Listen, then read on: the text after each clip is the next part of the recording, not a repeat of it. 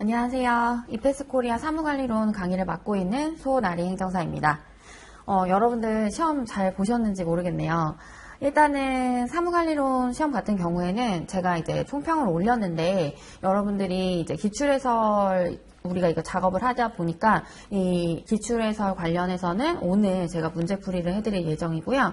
그리고 사무관리론 문제 관련해서는 평이하게 나왔다 이렇게 생각을 하시면 좋을 것 같은데 일단은 저희 기본적으로 문제들 보면 다 제가 쪽지시험이나 모의고사를 통해서 문제를 풀었던 내용들이거든요. 그래서 여러분들이 언제 나왔었냐 이렇게 물어보실 텐데 여러분들이 시험을 아마 보셨다라고 하면 그리고 그동안에 과거에 저랑 같이 하셨던 쪽지시험이라든지 그 다음에 우리 문제풀이 1, 2차 다 봤잖아요. 그래서 그런 거를 같이 열심히 풀어주셨던 분들이라고 하면 요런 문제들이 나왔구나. 내가 일단 써봤던 문제들이 나왔구나. 라고 생각을 하실 것 같아요. 근데 이제 특이하게 이번에 이제 나왔던 문제 중에 사무의 개선이라는 문제가 나왔어요. 사무 개선. 그래서 요게 이제 문제가 3번이었나 그랬던 것 같은데 이 사무 개선이라는 거를 보면서 제가 생각을 한 게 내년부터는 조금 이런 수험서에다가 좀 보충을 하는 작업을 해야겠다라고 생각을 했던 게 여러분들도 아시겠지만 우리가 지금 공부하고 있는 이 수험서들은요 계속해서 빈출되는 그리고 반복되는 이런 것들을 통해서 좀 축적해서 만든 수험서라고 생각하시면 돼요. 그래서 우리 민원 처리에 관한 법률에서 문제가 많이 나오고 있잖아요. 그래서 우리 민원 처리에 관한 법률 이거 플러스 그 다음에 제가 책을 쓸 때 요거랑 그 다음에 행정업무에 관한 법률에 대해서 우리가 나오고 있죠. 그래서 요거 플러스 여기에 이제 편람들이 있어요. 편람. 여기에도 편람이 있고 그 다음에 이거 법령뿐만 아니라 시행령, 시행규칙까지 이제 넣는 거니까 요것들을 가지고 문제를 이제 변형을 좀 해서 우리가 각색을 해가지고 제가 이제 어쨌든 책을 낸 건데 이 사무의 개선은요 어디서 나오냐면 사무관리론이라고 그 교수저가 있어요. 그러니까 교수님들이 이제 쓴 책들이 있는데 사실 원칙은 이 교수저를 보는 게 원칙이거든요. 근데 우리가 이제 어쨌든 이런 내용들이 잘 나오지 않고 민원 처리에 관한 법률이라든지 그 다음에 민원 처리 안에서 시행하고 있는 제도들이라든지 그 다음에 이런 행정, 편람 이런 데서 이제 문제가 나왔으니까 사실 이거에 대해서 우리가 그 사무관리론이라는 교수님들의 책을 보지 않았던 거예요. 그동안은. 근데 작년에 문제는 살짝 편람에 있는 내용이 나오기도 했지만 작년부터 요 교수님 책에 있는 내용들이 살짝 나오는 느낌이더라고요. 그리고 내년에도 그 다음에 내후년에도 지금처럼 어떤 수험생들의 상승 곡선이 이제 이루어진다라고 하면 불이타는 계속해서 나올 거고 그 다음에 이런 문제들은 계속해서 나오지 않을까 싶어요. 그래서 저는 일단은 시간이 오래 걸려도 그러니까 우리가 공부를 하는데 1년 정도 잡고 공부를 하잖아요. 그러면 기본 그 다음에 이제 한 4회 정도를 돌린다고 하는데 기본 강의를 할 때는 그래도 이런 책에 있는 내용들, 교수님 책에 있는 내용이라든지 이 사무관리론의 전반적인 내용을 다 보는 게 맞지 않나라는 생각이 좀 들었거든요. 그래서 사무관리론에 들어가 있는 그런 좀 시험에 나올 법한 내용들 그리고 이 편람과 겹치지 않는 내용들을 좀 더 보강해서 이제 봐야겠다라는 생각을 좀 했습니다. 그래서 요 사무개선이라는 내용은 사실 그 사무관리론이라는 책 여기서 나온다라고 보시면 될 것 같아요. 그래서 요거에 대한 이슈가 굉장히 컸던 걸로 알고 저도 이제 보니까 명확하게 답변을 주신 분들이 없더라고요. 근데 이제 교수님 책을 제가 가지고 있었던 게 있는데 거기 안에 사무개선에 이제 내용이 있었고 거기서 문제가 정말 동일하게 나왔어요. 사무개선 그리고 우리 그 집단 브레인스토밍을 여러분들 쓰셨을 것 같은데 대부분은 그 집단적으로 아이디어를 이제 발상하는 기법까지도 그 교수님 책의 이 챕터에 똑같이 나오고 있습니다. 그래서 다른 자격사들 같은 경우에는 이런 약간 사무관리론 같은 뭐 경영학적인 약간 인사나 뭐 이런 이제 수업을 하시는 분들은 사실 교수님 책을 먼저 보고 그리고 나서 이제 우리가 외울 것들 이렇게 조금 좁혀 들어가는 그런 구조의 형식으로 되어 있거든요. 근데 과거에는 사실 우리는 요 정도만 봤으면 됐는데 제 생각에 이제는 여기서 더 해야 될 것 같아요. 그래서 아무튼 이제 오래 보신 분들은 요 문제에 대해서 이제 많이들 얘기를 하시는 것 같은데 뭐라도 썼으면 사실 점수 잘 받으셨을 거예요. 그러니까 뭐라도 썼으면.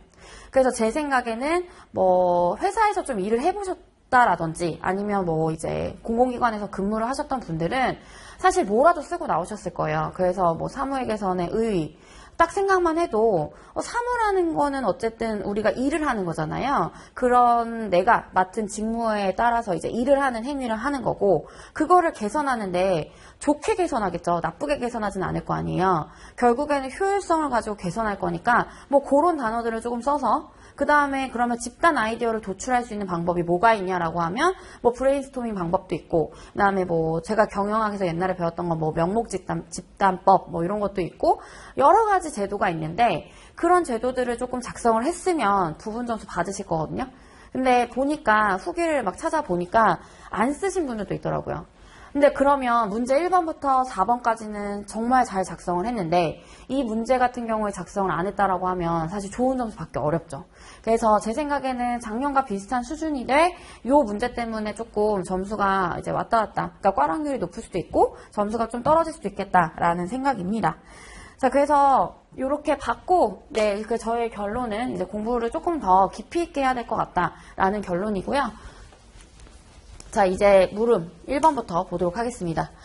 문제는 굳이 말씀드리지 않을게요. 자, 물음 1번은 법정민원의 개념 물어보고 그 다음에 고충민원의 개념 물어봤고요. 그리고 나서 여러분들 이의신청 제도에 대해 이거를 묻는 문제였는데 일단 법정민원은 뭐 너무나 뭐 유명하기 때문에 여러분들 거기다가 첫 페이지에 나오잖아요. 그러니까 여러분들이 안 외우실 수가 없죠. 제가 민원은 무조건 한 문제 나온다고 말씀드렸고 법정민원 우리 이거 개념 시험 봤었고요. 쪽지 시험에서도 한번 봤었고 그래서 요거 보시면 더 이상 뭐 얘기할 게 없죠. 그래서 이런 것들은 계속해서 나오는 주제이기 때문에 여러분들이 내년에 내가 지금 올해 시험을 잘 못 봤다라든지 올해 시험을 안 봤다라든지 이렇게 했어도 요거는 계속 가져가셔야 돼요. 그러니까 유예로 보실 분들도 요거는 계속 가져가야 되는 부분인데 결국에 이제 법령이나 뭐 훈령이나 예규, 그 다음에 고시, 훈령 뭐 이런 데서 정한 일정 요건에 따라서 인가나 허가나 그 다음에 승인 이런 것들을 신청하는 업무, 이 신청하는 민원 그 다음에 장부나 그 다음에 요런 대장 등의 등록 등재를 신청하거나 그래서 이런 것들은 이제 의약품 그 신청, 목록 신청 같은 거 말씀드린다고 했잖아요. 그래서 이런 것들을 신고하거나 특정한 사실 그리고 법률 관계에 관한 어떤 증명 이런 것들을 신청하는 것 이거를 우리 법정 민원이라고 하죠. 그래서 법정 민원의 개념은 정확하게 외우셨을 거고 이거는 어렵지 않게 답안 작성하셨을 거라고 생각이 듭니다. 자, 그 다음에 두 번째 고충 민원. 고충 민원도 저희가 이 고충 민원 같은 경우에는 제가 문제를 언제 냈었냐면 문제풀이 두 번째 시간 6회 문제에 나왔었습니다. 그래서 문제 1번에 제가 고충민원의 정의에 대해서 설명하라라고 이제 냈었거든요. 그 고충민원 정의를 쓰고 그 다음에 이제 시정 요구에 대해서 이제 합쳐서 냈었는데 여기는 이의신청과 같이 나왔죠. 네, 그래서 고충민원의 개념은 행정기관이 우리한테 처분이라는 행위를 하잖아요. 그러면 행정기관은 나에게 어떤 처분이라는 일정한 행위를 하게끔 되어 있어요. 그래서 공권력에 따라서 나한테 이런 행위를 하는데 이런 행위들 때문에 내가 권익을 침익당했다. 이런 케이스들이 있겠죠. 그래서 권익을 침익당하거나 아니면 불편함을 지금 받거나 부담을 갖거나 이러한 상황이 있을 수 있거든요. 그래서 이런 경우에 요거 좀 해결해 주세요라고 요구하는 그런 민원을 이야기합니다. 고충민원. 그래서 고충민원 정의 정확하게 아셨을 거고 그리고 뒤에 넘어가서 이의신청 제도 보도록 할게요. 자, 이의신청 이거는요. 제가 문제를 언제 냈었냐면 거부 처분에 관한 이의신청 문제풀이 두 번째 저희 모의고사 3회 때 문제 2번에 나왔었어요. 그래서 요거 똑같이 이의신청 제도에 대해서 쓰시오라고 냈었고 아마 이 시험에 이제 여러분들이 응시해서 저랑 모의고사를 계속 풀어봤다는 분들이라고 하면 잘 작성하셨을 거라 생각이 듭니다. 자, 그래서 이의신청은 일단 제도부터 설명을 해야 돼요. 문제가 나왔으면 이의신청은 어떤 제도인지, 그래서 이의신청 제도에 대해서 설명을 먼저 하고 들어가면 행정기관이 내가 어떠한 인가 허가, 아까 봤다시피 인가, 그 다음에 허가, 뭐 승인 이런 것들을 우리가 신청하잖아요. 내가 신청해요. 자, 그러면 이거에 대해서 허가가 나오는 게 사실 얘가 가장 좋은, 바람직한 방향인데 허가가 안 나오는 거죠. 거부가 나오는 거예요. 거부. 자, 그러면 거부가 나오게 되면 결국에 나한테 침익이 발생하죠. 그렇기 때문에 행정심판이나 또는 행정소송과는 별개로 이 행정기관에다가 이의를 제기해보는 거죠. 자, 행정심판과 행정소송 우리 다 비슷한 결이거든요. 내가 일단은 어떤 국민이 이런 불합리한 이런 제도로서 불합리하게 어떤 침익이 발생이 됐을 때 구제할 수 있는 절차로서 구제 절차로서 이제 두고 있는 거예요. 왜냐면 국민을 구제하기 위해서. 그래서 구제할 수 있는 절차들 중에서 지금 우리 행정사 실무법에서 배우고 있는 심판법, 행정심판이 있고요. 그 다음에 심판보다 이제 더 나아가서 소송이 있죠. 근데 이제 이것과 별개로 심판과 소송은 이 행정기관이 어떻게 이제 뭐 처리를 하고 뭐 이런 게 아니라 이 심판위원회, 행정기관에도 할 수 있지만 심판위원회에서 처리를 하고 있고 소송 같은 경우에는 우리 사법기관에서 하고 있잖아요. 그러니까 이의신청제도는 좀 더 간편하게 구제를 받을 수 있는 제도라고 생각하시면 돼요. 그러니까 여기에 대해서 이의를 제기하는 거죠. 왜 내가 이거에 대해서 인가나 허가나 승인을 못 받는지. 이런 것들에 대해 다투는 거예요. 그래서 행정사가 이의신청 작성, 뭐 이렇게 서류 작성 같은 걸 많이 하고 있죠. 자, 그래서 요 제도. 그래서 이걸 별개로 자신이 행한 처분의 적정성을 다시 한번 검토할 수 있다. 행정청이 어쨌든 자기네가 이러한 거부 처분을 내렸는데 이게 적정했는지를 다시 한번 검토해 볼 수 있는 제도라는 거예요. 자, 그래서 스스로 잘못을 인정하고 시정할 수 있는 기회를 부여함으로써 불필요한 쟁송, 자, 이런 심판이나 소송, 기본적으로 심판 돈 들어갑니다. 그쵸? 뭐 정부 수입 인지라도 들어가요. 근데 소송 더 많이 들어가죠. 여러분들 소송 스스로 하시는 분들 많으신가요? 제가 봤을 때 행정심판, 행정소송 가시는 분들 다 이제 나중에 소송까지 가면 의뢰를 변호사한테 하거든요. 그러니까 이렇게 되면 어쨌든 비용도 많이 들고요. 그 다음에 시간도 많이 들죠. 그러니까 결국에 이런 제도 자체가 사실 그렇게 여기까지 가는 거는 좀 이렇게 좋지 않다라고 얘기를 하고 있는 거예요. 그래서 민원인의 시간적 경제적 부담을 줄여주기 위해서 일단 한번 이의신청 제도를 해봐라, 활용해봐라 라는 거고, 이런 제도가 있다. 그럼 이의신청 제도를 만든 취지 이런 것까지 설명을 해주시면서 나 이의신청에 대해서 정확하게 알고 있어 라고 교수님들에게 언지를 해주는 거죠. 그래서 요거 제도의 이제 의의를 정확하게 쓰셔야 되고, 자, 그 다음에 여기서 방법 쓰라고 했어요. 이의신청의 방법과 절차를 작성해라 라고 돼 있었기 때문에 방법을 써야 하는데, 자, 우선 방법. 이의신청 문서에다가 우리가 신청을 하겠죠. 항상 민원은 우리 문서로 한다라고 되어 있었기 때문에 이 문서에 들어갈 내용들을 여러분들이 적어주시면 되겠죠. 책의 내용과 동일하게 나왔고요. 자, 적어야 되는 사항. 신청인의 성명, 그 다음에 주소, 그리고 연락처 이런 것들 적게끔 되어 있고, 그 다음에 이의신청의 대상이 되는 민원을 적어야 돼요. 그래서 내가 지금 다투고자 하는, 이의를 제기하고자 하는 그 민원, 그리고 이의신청을 왜 이렇게 제기를 했는지 그 이유에 대해서 작성이 들어가야 되고요. 그 다음에 거부처분을 받은 날, 그 다음에 거부처분의 내용이나 처리 절차 이런 것들이 작성이 돼야겠죠. 그래서 요 문서를 작성을 해야 되고, 자, 그 다음에 이의신청의 결과 통지 보시면 행정기관장은 이의신청에 대한 결과를 통지할 때 그 결정한 이유와 그 다음에 원래 거부처분에 대한 불복 방법, 그 다음에 불복 절차 이런 것들을 구체적으로 밝혀줘야 됩니다. 그래서 여기까지 이제 이의신청의 방법.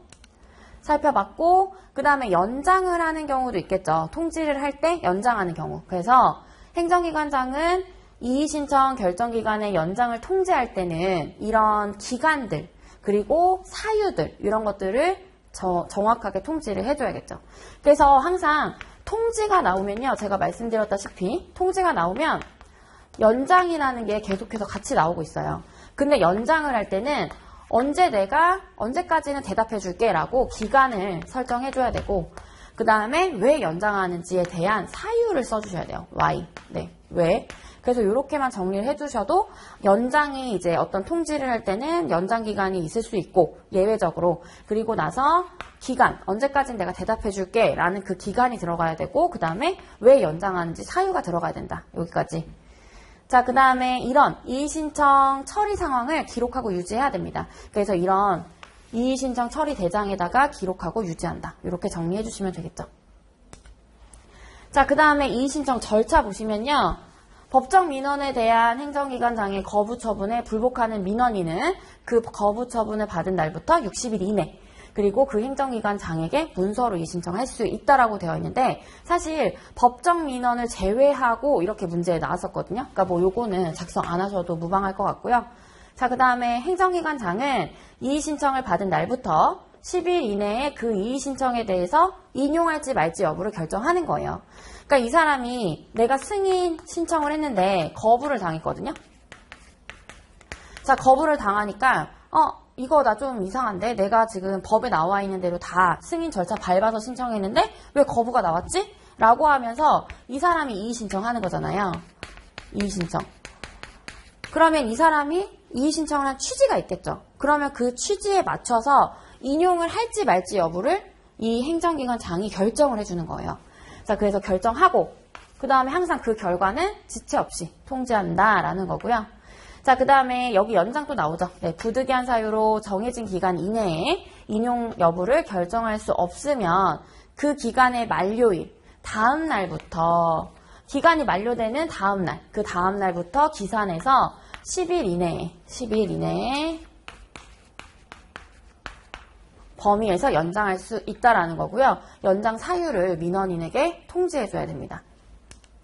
자, 그 다음에 이제 마지막으로 요거까지 적어주시면 좋을 것 같은 게, 결국에는 이의신청이라는 게 우리 불복할 수 있는 그런 어떤 구제 방법이잖아요. 그럼 얘와 같은 결을 유지하고 있는 행정심판, 그 다음에 행정소송이라는 제도에 대해서도 여러분이 알고 있다라고 한번 짚어주시면 좋겠죠. 그래서 민원인은 이의신청 여부와 관계없이 행정심판법에 따른 행정심판도 제기할 수 있고, 행정소송법에 따른 행정소송도 제기할 수 있다. 라고 하시면서 이제 마무리를 해주시면 됩니다. 네, 그래서 여기 1번 같은 경우에는 사실 제 생각에 어려운 문제 없었다라는 생각이고요. 여러분들 법정민원, 고충민원 당연히 아는 내용이셨으니까. 그리고 이 이의신청도 적어봤던 내용이기 때문에 어렵지 않게 여러분들이 해결을 하셨을 거라는 생각이 듭니다. 자, 그 다음에 이제 물음 2번. 이것도 썼죠. 네, 이것도 저희 해봤고요. 작성했었었고요. 뭐, 민원 처리 원칙 작성하고, 그 다음에 민원 처리 예외 작성하는 거였는데, 요것도 저희가 문제풀이 2에서, 문제풀이 두 번째 시간에 문제 4번에서 이제 한번 작성을 해봤었죠. 그래서 요거 민원 처리 원칙 보시면, 민원 처리는 지연해서는 안 돼요. 그래서 요 지연 금지랑 그 다음에 절차를 간소화해야지 강화해서는 안 되거든요. 그래서 요 두 가지가 원칙이었어요. 민원 처리의 원칙. 자, 우선 보시면 우리가 민원 처리 법에 그 민원 처리에 대한 처리 기간, 이런 것들이 웬만하면 다 설정이 되어 있거든요. 뭐 이 업무는 뭐 10일로 한다. 이 업무는 뭐 7일로 한다. 이런 식으로 웬만하게 다 정해져 있고요. 그리고 정해져 있지 않으면 우리 법정 민원이나 뭐 질의 민원이나 기타 민원, 어쨌든 기간이 다 설정이 되어 있잖아요. 대략적으로. 그렇기 때문에 그 기간을 준수해서 업무 처리를 해줘야 돼요. 실질적으로 제가 항상 말씀드리지만 민원인들이 제일 이제 화가 나는 순간이, 우리나라 사람들은 굉장히 이제 빨리빨리 하는 걸 좋아하다 보니까 이 민원이 정해져 있는 기간이 있는데 요거 하루라도 늦어지면 엄청 뭐라고 하거든요. 그러니까 이거를 지연해서는 안 된다라는 게 가장 포인트예요. 자, 그래서 보시면 법령에 특별한 규정이 있는 경우를 제외하고는 뭐 이 사람이 관련 없는 신청한 민원과 관련 없는 공과금을 내지 않아서 우리가 지금 처리가 지연됩니다. 이런 거 말도 안 되는 얘기죠. 그리고 관계법령에서 정한 기간이 남았다든지, 그러니까 이런 식의 어떤 좀 질질 끄는 행위 이런 것들로 지연시켜서는 안 된다라고 규정을 하고 있어요. 그래서 요거 민원 처리의 원칙이고요. 자, 그 다음에 민원 처리 절차 강화 금지 보시면 우리 민원은 점차 간소화되고 있습니다. 간소화. 그래야지만 효율성이 올라가죠. 업무의 효율성이 올라가고요. 그래야지만 국민의 만족도가 높아진다라고 했어요. 그쵸? 그래서 이 어떤 이런 흐름? 이게 이제 우리가 추구하는 흐름인데, 여기서 절차를 강화한다라는 건 내가 원래는 가서 그냥 이제 뭐 신분증만 보여주면 끝났던 게 갑자기 신청서도 쓰고 신분증도 보여주고 그 다음에 뭐 어떤 서류도 떼와라, 증명서류도 떼와라, 이렇게 바뀌는 거거든요. 그거 좋아할 사람 누가 있어요? 아무도 없죠. 자, 그렇기 때문에 민원 처리 이 절차에 관해서는 강화해서는 안 된다라는 게 민원 처리의 원칙입니다. 그래서 두 가지예요. 지연해서는 안 되고, 왜냐면 우리나라 사람들 생각하실 때 우리나라 사람들 막 빠르게 하는 거 좋아하잖아요. 그러니까 요거 지연해서는 안 되고, 그 다음에 절차는 당연히 간소화돼야지 이거를 플러스하는 그 강화되는 이런 방법으로는 해서는 안 된다라고 적어주시고, 자, 이게 민원 처리의 원칙이었고, 그 다음에 민원을 처리하지 않을 수 있는 사유에 대해서도 문제가 나왔죠. 그래서 요거는 제가 그때 당시에 한 4개 정도 외워주세요 라고 했는데 여러분들 뭐 다 잘 쓰셨을 거예요. 그래서 이거는 그냥 두 문자 따서 외워야 되는 뭐 이제 내용이어서, 일단 국가 뭐 기밀, 비밀, 그 다음에 공무상 비밀 뭐 이런 내용들, 그리고 수사나 재판, 그 다음에 형 집행에 관한 사항이거나 감사원의 감사가 착수된 사항들, 그리고 이런 행정심판이나 행정소송 이런 것들을 통해서 이미 불복 구제 절차가 진행 중이다. 이런 경우에도 우리 민원 처리하지 않을 수 있다라고 말씀드렸었고요.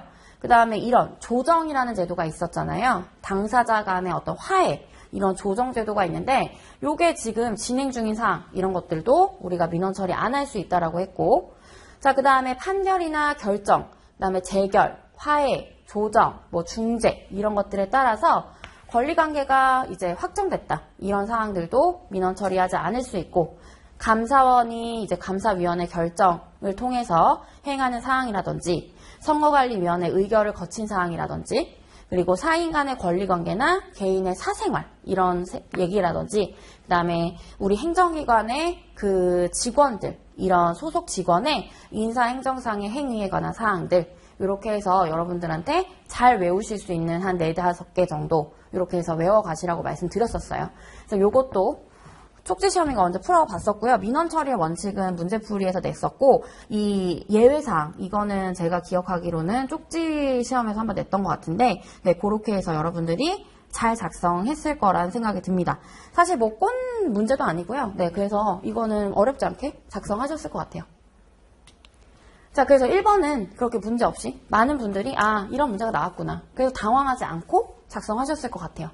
자, 그러면 두 번째 문제. 문서 처리, 그리고 문서의 작성의 일반 원칙을 쓰세요 라고 되어 있는데, 이것도 사실 뭐 어렵지 않은 내용이었죠. 이거 그냥 주문자로 해서 우리 전신책법 뭐 이런 식으로 해가지고 외웠었고, 두 문자로 이제 이 목차는 외웠었고요. 사실 이 문서 처리 원칙, 이거 어렵지 않고, 그 다음에 문서 작성의 일반 원칙도 사실 어렵지 않아요. 그래서 여러분들 뭐 작성하고 책 많이 보셨고 이런 분들이라고 하면 이 문제가 나왔구나 라고 하시면서 술술 쓰셨을 것 같아요. 그래서 제가 보니까 이 문서에 대한 내용을 내시는 걸 되게 좋아하시는 것 같아요. 그러니까 계속해서 그 문서 관련된 내용들이 문제가 계속 등장을 하고 있거든요.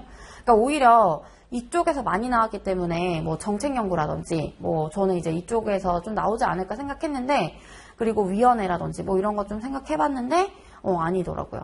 그리고 또 더 의아했던 건, 이제 의아한 건 아니고 이제 교수님들이 다 아시니까 안 냈을 텐데 우리가 그렇게 강력하게 밀었던 뭐 민원 처리 담당자의 보호라든지, 그 다음에 취약계층, 네, 민원실 뭐 이런 것들이 이제 개정이 됐었으니까 개정된 건 한 번쯤 낼 만하지 않나라고 생각했는데, 굉장히 그 냈고 또 냈고 이런 문제들을 계속해서 이렇게 약간 반복적으로 돌아가면서 내는 이렇게 약간 맞추기처럼. 그래서 그런 느낌이야. 근데 문서도 계속해서 반복적으로 나오고 있잖아요. 문서를 작성하는 일반 원칙, 그다음에 문서에 우리 뭐 표백주의나 뭐 그 도달주의나 이런 것처럼 문서의 이런 도달, 원칙 같은 것들, 그리고 문서의 작성의 원칙이라든지 이런 게 계속해서 나오고 있고 효력 발생, 이런 거 많이 나오고 있는데 사실 이것도 기본서, 그러니까 교수님 책에, 사무관리론이라는 책에 좀 나와 있어요.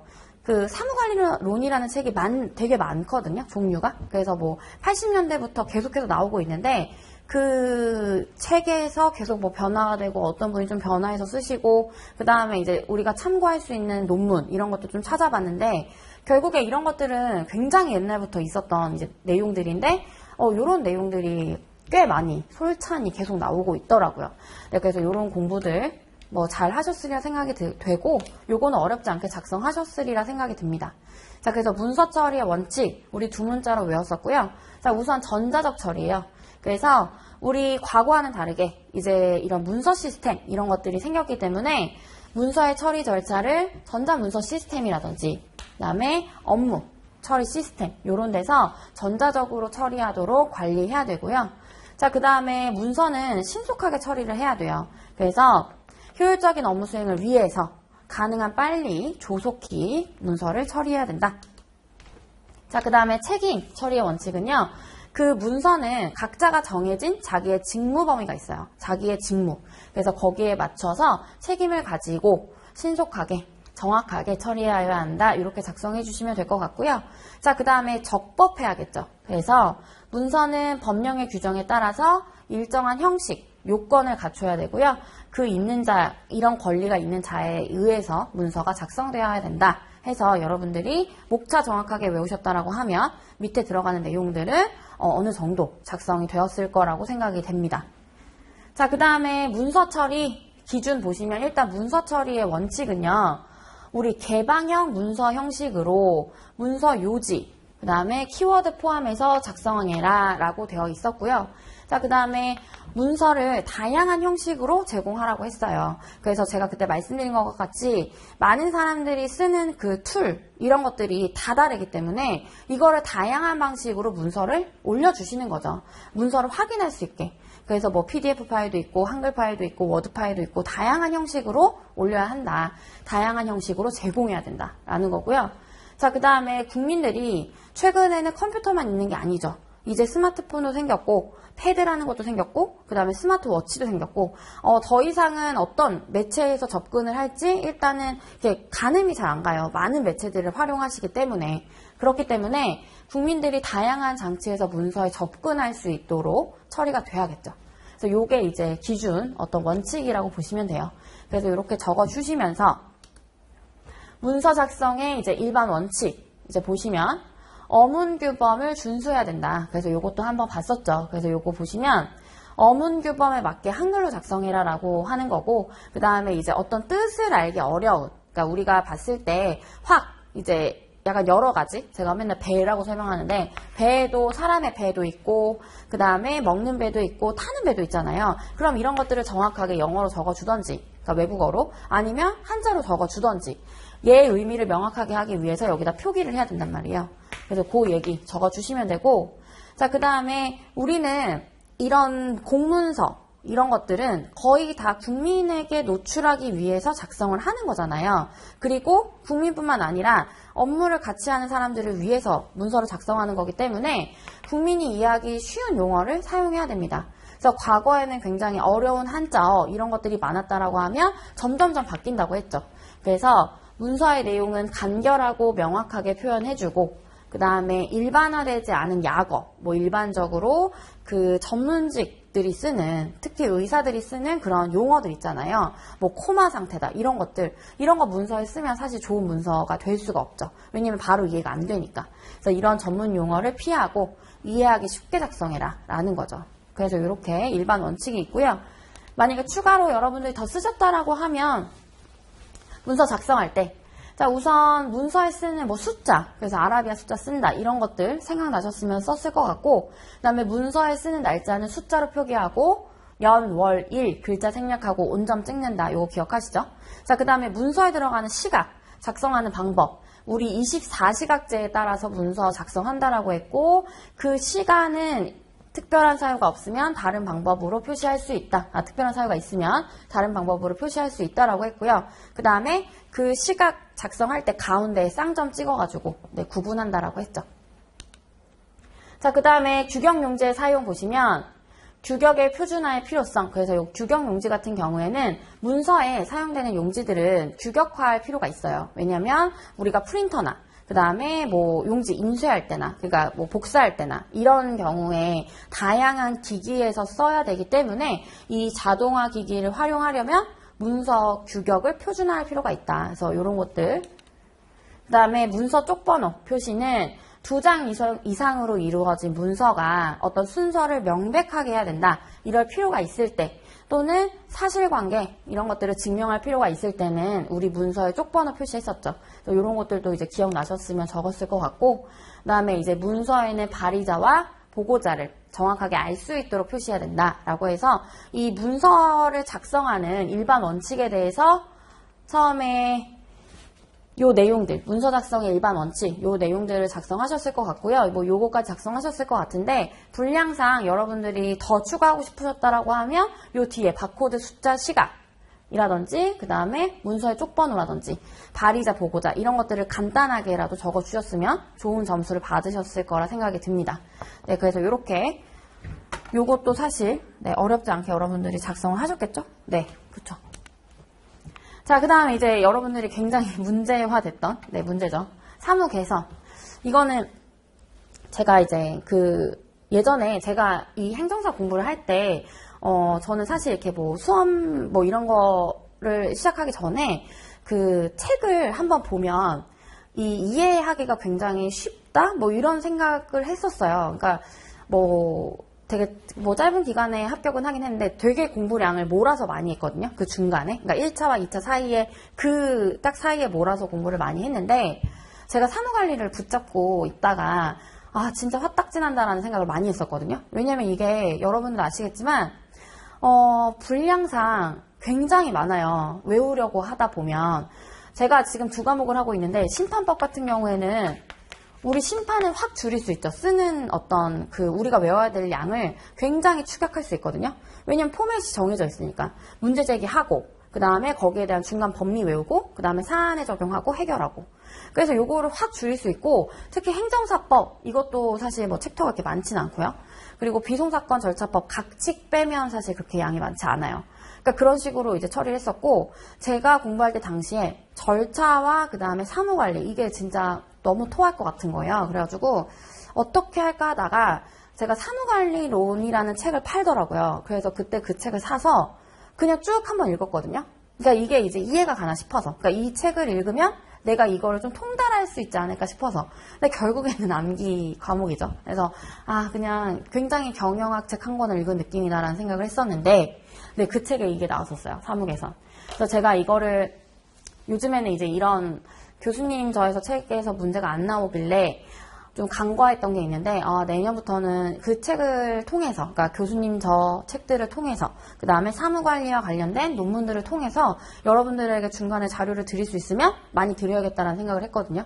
그래서 이제 교수님 책에 똑같이 나왔고요. 사무개선 나왔고 교수님 책 그 챕터에 아예 그냥 그 내용이 또 동일하게 나와서 그렇게 쓰셨다라고 하면 뭐 당연히 좋은 점수 받으셨을 거예요. 그러니까 뭐 이제 이거를 쓰셨던 분이 이제 많지는 않겠지만 요런 형태가 모범 답안이다라고 생각하시면서 보면 될 것 같은데 자 우선 사무 개선이라는 이제 이 정의를요 그 책에서는 현행 사무가 합리적 그 다음에 경제적인 방법으로 이루어지고 있는지의 여부를 조사, 분석해서 필요에 따라서 개선하는 걸 말한다라고 정의를 규정하고 있습니다. 사무 개선의 정의를 이렇게 규정하고 있고요. 그다음에 여기 덧붙인 내용은 일을 신속하고 쉽게 처리하기 위해서 사무를 개선하는 활동이다라고 되어 있고 그리고 그 개선을 통해서 수익을 대폭적으로 향상시키고자 하는 것이 사무 개선의 목적이다라고 해서 목적까지 나와 있어요. 그래서 여러분들 그냥 여러분들이 전공이 뭔지 모르겠는데 그 경영학 책을 한번 읽으면 굉장히 그 다양한 이런 어떤 전문 자격사들 중에서 뭐 이렇게 비슷한 류의 그런 과목들 있잖아요. 그게 어쨌든 경영학을 기반으로 해서 많이 나왔기 때문에 얘도 개선을 한다는 거는, 경영학에서 개선이라는 거는 효율성을 높이고자 개선을 하는 거잖아요. 더 우리가 더 효율적이지 못하게 하려고 개선을 하는 것이 아니라 더 효율적으로 빠르고 신속하고 정확하고 명확하게. 그래서 뭘 한다? 뭐 경영학에서는 당연히 생산품을 많이 만들 수 있도록 노력을 할 거고, 그러니까 그게 결론적으로는 수익 창출을 더 높이려고 하는 거잖아요. 그러니까 그렇게 결론이 가는데, 얘도 지금 보시면 개선, 사무 개선을 통해서 수익을 대폭적으로 향상시키고자 하는 것이다 라고 되어 있죠. 그래서 요 기본 틀이 이런 거고, 사무 개선이라는 게 이제 사무관리론이라는 과목이 행정사에서 시험을 보기 때문에 약간 애매하긴 한데, 이런 경영학과 그 다음에 뭐 요런 이제 내용들이, 그런 행정 업무 내용들이 조금 섞여 있는 그런 과목이라고 보시면 될 것 같아요. 그래서 그 책 속에 경영학의 일반적인 내용들이 되게 많이 들어가 있거든요. 그래서 반 정도는 경영학, 반 정도는 이제 행정 문서, 뭐 이런 처리, 시행 이런 것들 많이 나와 있고. 네, 그래서 이렇게 정의가 규정이 되어 있고, 자, 사무 개선의 절차가 나와 있어요. 그래서 사무 개선 정의를 쓰라고 했으니까 사무 개선의 절차가 어떻게 되는지. 자, 우선 현상을 파악해야 돼요. 그리고 나서 문제점을 적출해내겠죠. 자, 그리고 개선안을 작성하고 개선안을 실시한다. 요 4단계고요. 요 4단계에 대해서 이렇게 세분화해서 작성을 해주셨어요. 우선 현상 파악은 개선 대상이 되는 사무에 대해서 다양하고 자세하게 이제 자료를 수집하고, 그 다음에 사실을 객관적으로 파악한다. 네, 이렇게 되어 있고, 자, 그 다음에 문제점 파악 보시면 사무의 작업, 그 다음에 사무 분담, 사무 처리 과정, 그리고 사무 환경 등을 분석해서 문제점을 파악합니다. 그래서 우리가 이런 여러 가지 사무관리론이라는 학문을 보면 이 사무의 작업이나 분담이나 처리 과정, 환경 이런 것들을 모두 다 훑어보는 그런 일련 과정들이 책 속에 들어가 있다라고 보시면 돼요. 자, 그 다음에 이 개선안을 이제 작성을 해야겠죠. 사무 우리 개선할 거니까. 그래서 가능한 개선 방안을 많이 수집해서 열거를 하고, 간소화, 그 다음에 기계화, 전문화 방안을 모색한다. 네, 그래서 이렇게 처리를 해주고, 그 다음에 브레인스토밍 방법을 활용한다 라고 되어 있죠. 자, 그리고 개선안 실시 보시면, 개선안 실시 전에, 우리가 개선안을 실시하기 전에 가장 좋은 방법은 어떤 모집단, 우리 표본 집단이라고 하죠. 그 집단을 마련을 해서 그 집단에게 실험을 하게끔 하는 게 가장 좋은 테스트 방법이에요. 그래서 얘도 일부 조직에 단기간으로 적용을 해보는 거죠. 그 개선안을. 그런 다음에 이제 결과를 보는 거고요. 여기서 가장 좋은 점은 예상하지도 못했던 문제점? 이런 것들이 적출될 수 있어요. 그래서 이런 것들 조사하고, 그 다음에 이 시험, 테스트 기간 동안에 이 훈련, 그 다음에 직원들에게 훈련과 홍보를 실시한다. 이렇게 해서 개선안을 실시합니다. 자, 그 다음에 이 사무 개선의 기술이라는 데에서 집단 아이디어 발상법이라는 게 나왔고요. 그래서 요게 들어가 줘야지 좀 더 자연스러운 그 문제의 답안이 될 거예요. 그래서 사무 개선의 기술, 이거는 사무 개선에 이제 요구되는 지식이나 기술들이 있겠죠. 이런 것들은 한 번에 얻어지는 것이 아니라 켜켜이 쌓아가는 것이다. 그러니까 결국에는 좀 이렇게 단순히, 그러니까 단시간 안에 해결되는 것이 아니라 이거는 차곡차곡 지식과 기술이 쌓여야 되는 거고, 자, 우선은 지식이 필요하대요.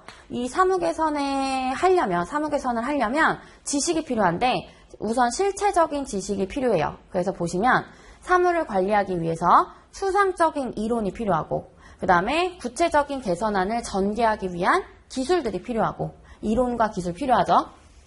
자, 그 다음에 유효한 착상을 선택하는 기술이 필요하다라고 되어 있어요. 이게 되게 제가 봤을 때 영문 책을 번역해서 약간 어색한 이제 말로 되어 있는데, 유효한 착상을 선택하는 기술, 그래서 뭐 목적이 적합하다든지, 그리고 실행 가능성이 있다라든지, 이런 것들을 사무를 개선할 때 목적이 적합하고 그 다음에 실행 가능성 있게 개선을 해야겠죠. 그래서 요 내용이 나오면서 그러면서 이 유효한 착상을 선택하는 기술, 풍부한 착상을 유발하는 기술로서 우리 집단 아이디어 발상법이 문제가 나왔던 거예요. 그래서 이 집단 아이디어 발상법이라는 데에 2가지가 나옵니다.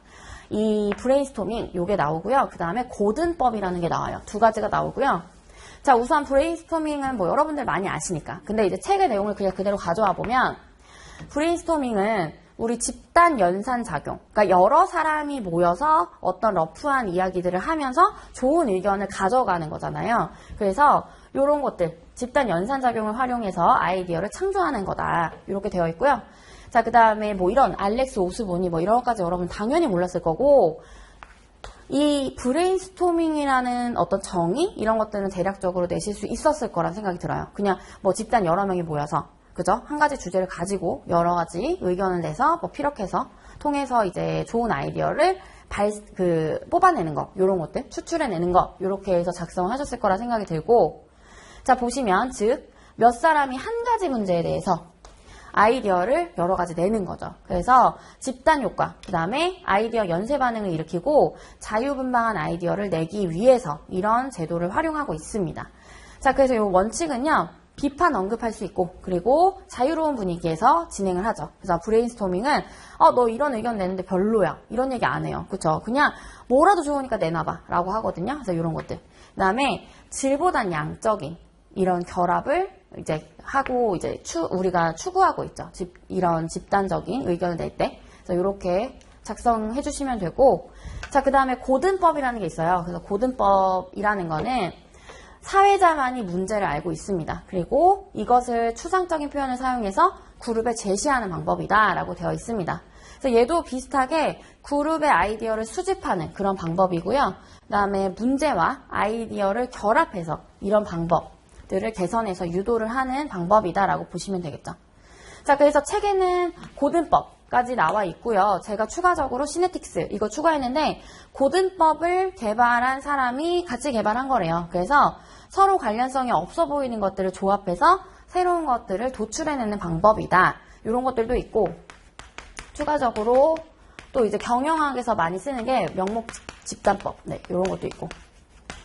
그러니까 명목상의 집단을 만드는 거죠. 그래서 이제 의견을 제시하고 아이디어를 도출해내는 이런 제도인데, 아마 여러분들이 혹시라도 뭐 경영학이나 인사 전공을 했던 사람들이 있다라고 하면 이 내용들은 어렵지 않게 쓰셨을 것 같아요.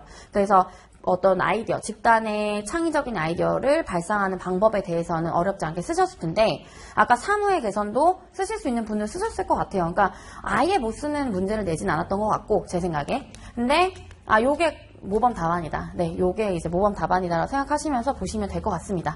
네, 그래서 이렇게 해서 작성이 됐고, 뭐라도 쓰셨고, 이게 본인이 느꼈을 때 이거 굉장히 논리적으로 교수님에게 내가 접근할 수 있을 것 같은데? 라는 생각이 드셨으면 사실 점수 많이 받으실 거예요.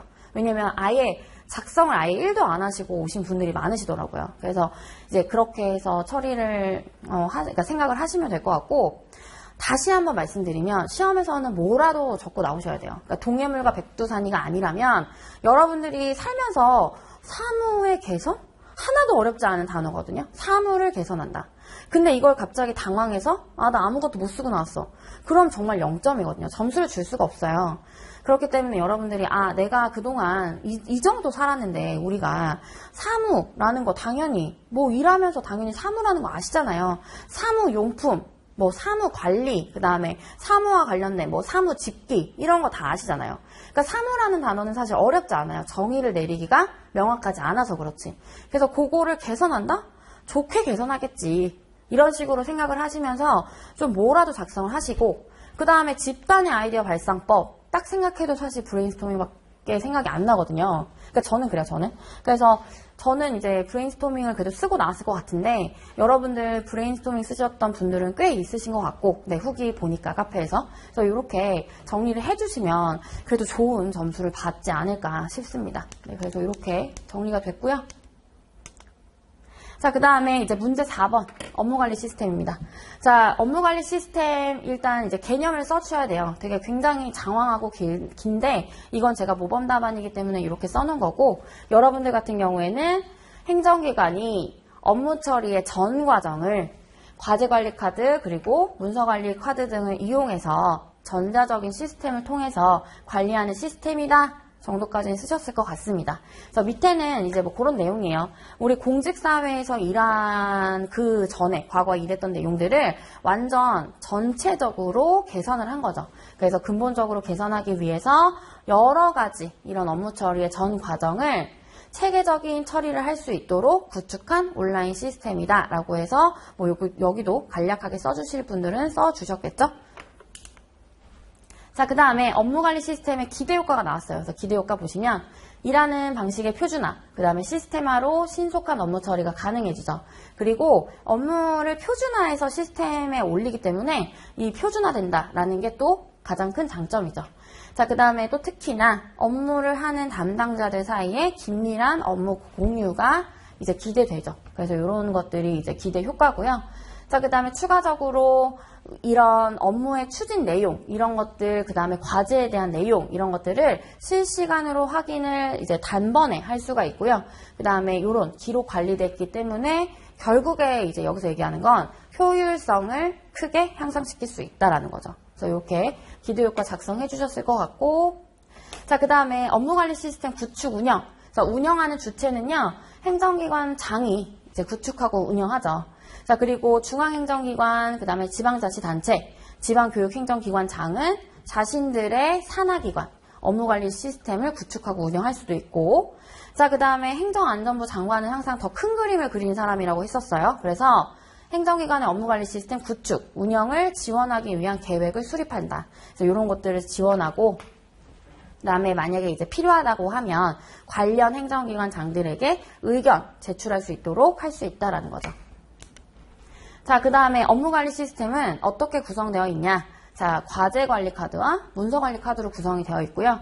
과제관리 카드는 행정기관 업무의 기능별, 단위과제의 담당자나 내용, 그리고 추진 실적, 이런 것들을 기록 관리할 수 있도록 구성하고 있고, 자, 문서관리 카드는 그 말 그대로 우리 문서에 대한 전체적인 내용 배웠잖아요. 그래서 문서 작성부터 그 다음에 공개까지, 등록 공개까지 문서 처리의 전 과정이 관리가 될 수 있도록 우리가 관리하는 그런 시스템이라고 생각하시면 돼요. 그래서 뭐 기한했던 내용이라든지 의사결정 과정에서 제기됐던 내용이라든지 의사결정 내용, 이런 것들을 다 포함해서 구성을 하고 있죠. 자, 그 다음에 업무관리 시스템 연계 보시면요. 여기는 이제 굳이 문제에서 뭐 쓰라고 했던 챕터는 아니지만, 그러니까 쓰라고 했던 어떤 키워드는 아니지만, 이 시스템이 나오면 연계가 좀 중요하거든요. 그래서 연계까지 이제 적었는데, 행정기관장은 효율적인 업무를 위해서 우리 업무관리 시스템 또는 전자문서 시스템, 이런 것들을 행정정보 시스템과 연계해서 운영을 해야 되겠죠. 그래서 그래야지만 더 효율적으로 이제 일을 할 수 있고요. 자, 그 다음에 행정기관장은 업무관리 시스템으로 관리한 업무 실적, 이런 것 등을 효과적으로 활용하도록 노력해야겠죠. 자, 그 다음에 마지막으로 업무관리 시스템의 활용, 그 다음에 보안 보시면 이 시스템이기 때문에 보안 사항이 들어가는 거거든요. 그래서 요 행정기관장은 업무관리 시스템에 따라서 관리되는 전자문서, 그리고 데이터베이스의 위조나 변조나 누출, 그 다음에 어떤 멸실, 이런 것들을 방지하기 위한 조치들을 취하여야 한다 라고 해서 정리 이제 해주시면 될 것 같고, 업무관리 시스템은 저희가 시험 문제 봤을 때 그 문제풀이 두 번째, 네, 모의고사에서 2회 문제 2번에 제가 업무관리 시스템은 냈었거든요. 그래서 요거 작성을 한번 해보셨던 분이라고 하면 사실 어렵지 않게 작성하셨을 것 같습니다. 네, 그래서 여기까지 끝내고요. 사무관리론 어쨌든 결론은 뭐 지금 이제 올해 내가 이제 올해는 난 합격할 거야 라고 하시는 분들도 있을 거고요. 그 다음에 내년에도 또 이제 더 해야겠다라고 생각하시는 분들도 있으실 텐데, 사실 끝날 때까지 끝난 게 아니에요. 여러분들 아시다시피. 그래서 12월까지 기다려보세요. 왜냐면, 내가 너무 못 쓴 것 같죠? 뭐, 온라인 카페 이런 데에서 내가 어떻게 썼는지 복귀하시는 분들이 계시기 때문에 거기에 주눅드는 분들이 되게 많거든요. 근데 잘 쓰셨으니까 복귀하는 거예요, 사실. 그러니까 정말 많이 못 쓰신 분들이 훨씬 많은데, 뭐 우리는 이렇게 다 뭐 당연히 다 잘 쓰는 게 아니잖아요. 근데 나는 못 썼으니까 못 올리는 거거든요. 그런 분들이 더 많고요. 다반사고요. 진짜 한 1% 정도 되시는 분들이 막 복귀해서 올리고 나 이렇게 썼다라고 얘기하시고, 왜냐면 잘 썼으니까. 그래서 여러분들 12월까지, 네, 합격자 발표 날 때까지 끝난 게 아니고, 이제 이 남아있는 기간 동안 내가 정말 아예 이번에는 될 턱이 없다. 그러니까 뭐 이번에는 그냥 한번 시험 보러 갔었다라고 하시는 분들은 제가 아까 말씀드린 대로 이제 기본서를 저희가 이제 쓸 건데, 그런 것들을 조금 한번 보시면서 차근차근, 네, 그런 시간을 가져보시면 좋을 것 같고, 그 다음에 이제 나는 아리까리하다 이러신 분도 있을 거예요. 그러면 이제 이런 분들은 이제 고민을 좀 하시면서 내가 뭘 하면 좋을지 이 시기에 그래서 이렇게 시간을 보내시면 가장 좋을 것 같습니다. 네, 그러면 다음 시간에 뵐게요. 감사합니다.